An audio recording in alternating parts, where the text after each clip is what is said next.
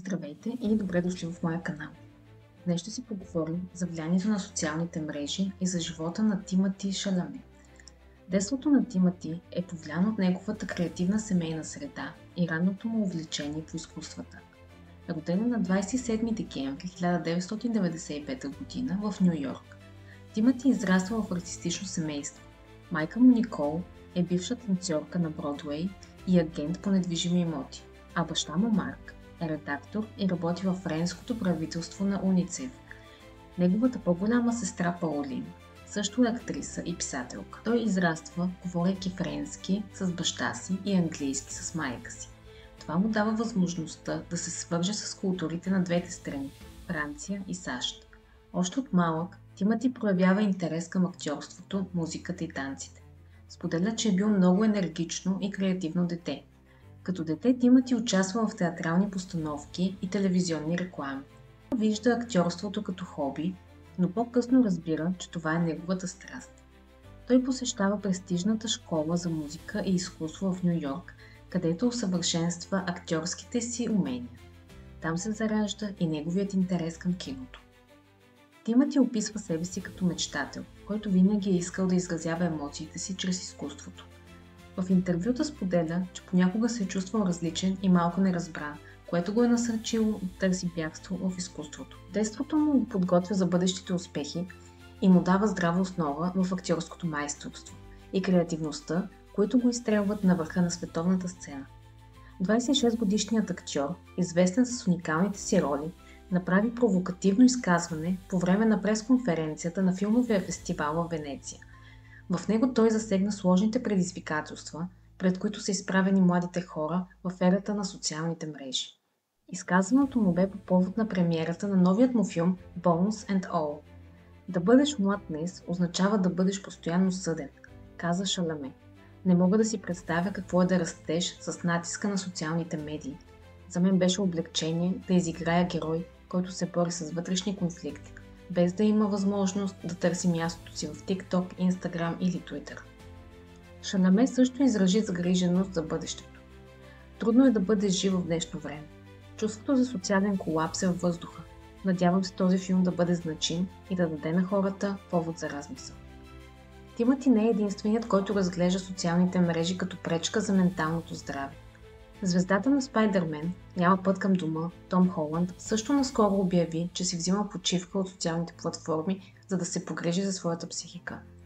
Филмът Bones and All не само представя силна история, но и дава възможност за размисъл върху темите за идентичността, принадлежността и натиска, наложен от съвременния свят. Социалните медии са неразделна част от съвременния живот, но тяхното влияние върху психичното здраве буди все по-голяма загриженост сред психолозите. Какви може да бъдат последствията? Повишена тревожност и депресия. Изследвания показват, че прекомерната употреба на социални мрежи може да доведе до повишена тревожност и депресия, постоянно сравняване с идеализираните изображения на другите, лайковете и коментарите често пораждат чувство за малоценност и неадекватност. Социална изолация. Въпреки че социалните медии обещават свързаност, те често създават обратен ефект. Вместо истинска комуникация, потребителите прекарват часове в скролване, което може да доведе до усещане за самота и социална изолация. Проблеми с самооценката. Социалните платформи са известни с налагането на нереалистични стандарти за красота, успех и начин на живот.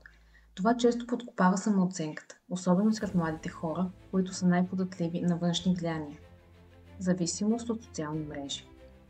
Постоянното желание да проверяваме известията, съобщенията или да получаваме лайкове е форма на зависимост. Тя може да доведе до проблеми с концентрацията, нарушения на съня и дори физическо изтощение. Кибертурмоз и злоупотреби. Една от най-големите заплахи на социалните мрежи е кибертурмозът.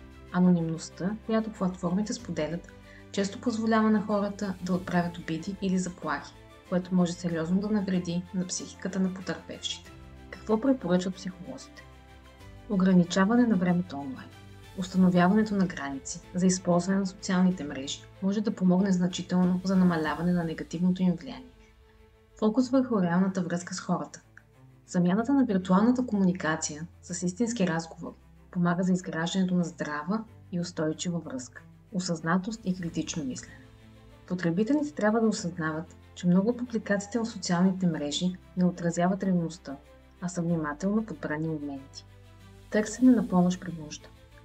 Ако чувствате, че социалните медии оказват отрицателно влияние върху вашето психично здраве, консултацията с психолог може да бъде изключително полезна за вас. Тимати избягва социалните мрежи, като се фокусира върху осъзнато живеене и професионалното си развитие.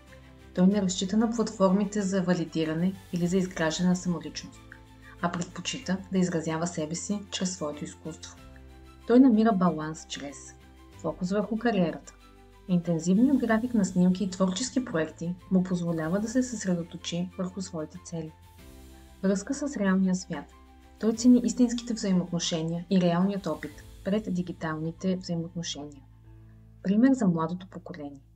Тимати разбира отговорността си като обществена фигура и често споделя за нуждата от осъзнато използване на технологиите. Със своето отношение Шаламе показва, че е възможно да се справим с социалния натиск, като създадем здравословни навици и намерим алтернативни начини на самоизразяване. Надявам се моят клип да ви е бил интересен и ще се радвам, ако се абонирате за канала и напишете в коментар, ако искате да разгледаме живота на още някоя известна личност.